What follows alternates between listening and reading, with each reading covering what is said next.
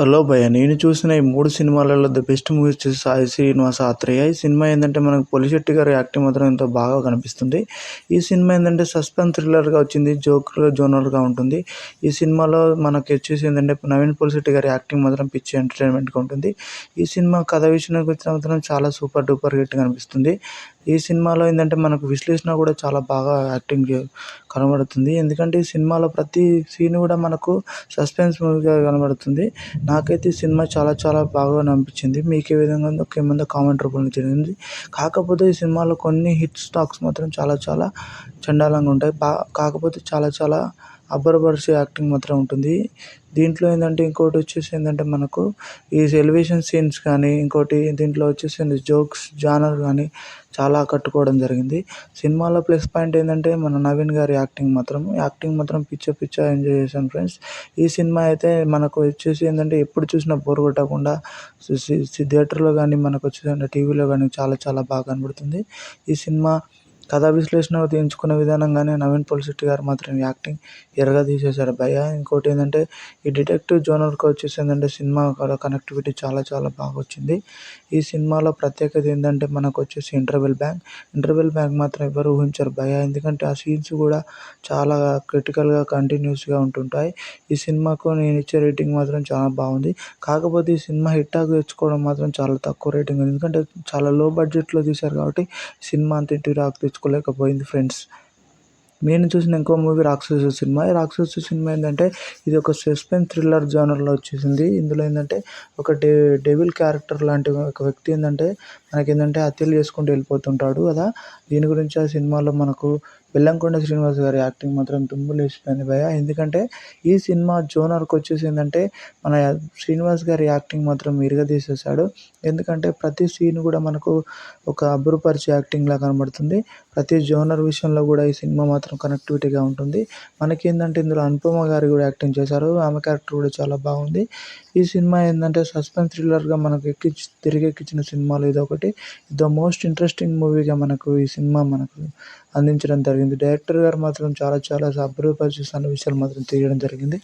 ఈ సినిమాలో comedy genre ఏముండదు. కాకపోతే ఏంటంటే సినిమా ఒక సస్పెన్స్ మూవీ సాగబోతుంది.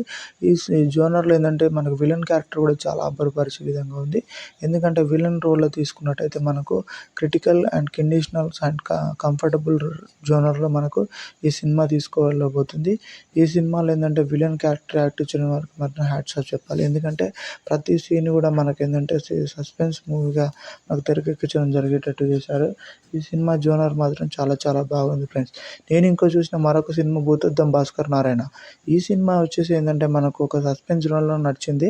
బట్ ఈ ఇయర్లో మాత్రం బెస్ట్ మూవీగా మనకి తెరకెక్కించింది. చాలా చిన్న బడ్జెట్తో సినిమా మాత్రం చాలా హిట్ టాక్ తెచ్చుకుంది. ఎందుకంటే ప్రతి సినిమాలో ఏంటంటే ఏదైనా కంటెంట్ ఉంటేనే మనకు చాలామంది దీనికి అట్రాక్ట్ అవుతారు. బట్ ఈ సినిమా ఏంటంటే స్ట్రాంగ్ కంటెంట్తో కాకుండా ఏంటంటే ఎవరికి ఊహించని విధంగా మనకి ఇందులో కంటెంట్ మాత్రం కనబడిపోతుంది. ఈ సినిమా జోనర్లోకి వచ్చేసి ఏంటంటే మనకు ఈ సినిమాలో ఏంటంటే హత్యలు జరుగుతుంటాయి. దాన్ని ఎట్లా మనకు హీరో చేయిస్తాడనే దాని గురించి ఈ సినిమా ప్రత్యేకత ఏంటంటే మనకు చాలా చిన్న బడ్జెట్లో వచ్చినా కూడా మనకు దుమ్ములేసే మన ఎలివేషన్స్ కూడా దీంట్లో ఉంటాయి. ఎందుకంటే ప్రతి సీన్ మనకేంటంటే ఒక అబ్బురపరిచే యాక్టింగ్లా కనబడుతుంది. ఎందుకంటే ఈ సినిమా కనెక్టివిటీ తీసుకున్న విధానం కానీ, తన యొక్క యాక్టింగ్ పరంగా తీసుకున్న విధానం కానీ ఈ హీరో అసలు ఎవరికి తెలియదు. బట్ కాకపోతే ఏంటంటే హీరో కష్టపడ్డ విధానం మాత్రం చాలా చాలా నాకు నచ్చింది. ఇంకోటి ఏంటంటే ఈ సినిమాలో ప్రతి సీన్ కూడా మనకు ఒక క్లైమాక్స్ సస్పెన్స్ థ్రిల్లర్గా జోనర్లో కనబడుతుంది. ఈ సినిమాకి వచ్చేసిందంటే మనము ఏ మూవీ ఎక్స్పెక్ట్ చేయకుండా వెళ్తామో ఆ సినిమా మాత్రం మన కనెక్టివిటీ అందులో ఇది ఒకటి. ఈ సినిమాలో మనకు హీరో కూడా పెద్ద పరిచయం లేదు. ఎందుకంటే ఈ సినిమా చాలా చాలా చిన్న బడ్జెట్తో రావడంతో పాటు కాకపోతే ప్రేక్షకులు మాత్రం ఊహించని విధంగా మనకు పైసలు వసూలు మాత్రం చేసింది. బాక్స్ ఆఫీస్లో మొత్తం షేక్ చేసేసింది. ఎందుకంటే ఈ సినిమా జానర్లో ఏంటంటే మనకి ఈ టైంలో ఏ సినిమా నచ్చుతుంది, ఏ సినిమా తెలియదు. ఈ సినిమా మాత్రం పర్టికులర్గా ఏంటంటే మనకు ఎలివేషన్ విధంగా కానీ మనకేంటంటే చూపించే విధానంగా మాత్రం చాలా చాలా బాగుంది. నాకైతే ఈ సినిమా చాలా చాలా బాగా నచ్చింది. మీకు ఈ విధంగా నచ్చిందో కింద కామెంట్ రూపంలో తెలియజేయండి ఫ్రెండ్స్. నేనైతే ఈ సినిమా జానర్స్లో వచ్చేసి ఏంటంటే ఈ 3 సినిమాలకు మాత్రం చాలా బెస్ట్ పర్ఫార్మెన్స్ ఇవ్వబోతున్నాను. మీకు ఏ విధంగా ఈ 3 సినిమాలు నచ్చాయో నాకు కామెంట్ రూపంలో తెలియజేయండి ఫ్రెండ్స్. ఈ జానర్స్లో ఏంటంటే మనకు భూతద్దం భాస్కర్ నారాయణ సినిమా వచ్చేసి ఏంటంటే అసలు సెకండ్ హాఫ్ మాత్రం ఇందులో దుమ్ములు వేసిపోయే విధంగా ఉంటుంది భయ. ఎందుకంటే ప్రతి సీన్ కూడా మనకు క్లైమాక్స్లో కనబడుతుంది. అసలు ఈ సస్పెన్స్ జానర్లో తాగే సినిమాలలో ఏంటంటే ఆ కిక్కే వేరబ్బా. ఎందుకంటే ప్రతి జానర్కి వచ్చేసి ఏంటంటే మనకు కామెడీ పరంగా చూసినట్టే కామెడీ జానర్ వేరే విధంగా ఉంటాయి. ఇందులో వచ్చేసిందంటే మనకేంటంటే సస్పెన్స్ జానర్ మాత్రం చాలా థ్రిల్లింగ్ అండ్ సస్పెన్స్ మూవీగా కనబడుతుంది. ఇంకోటి ఏంటంటే సినిమా చాలా ఎలివేషన్స్ మాత్రం కనెక్టివిటీగా ఉంటాయి.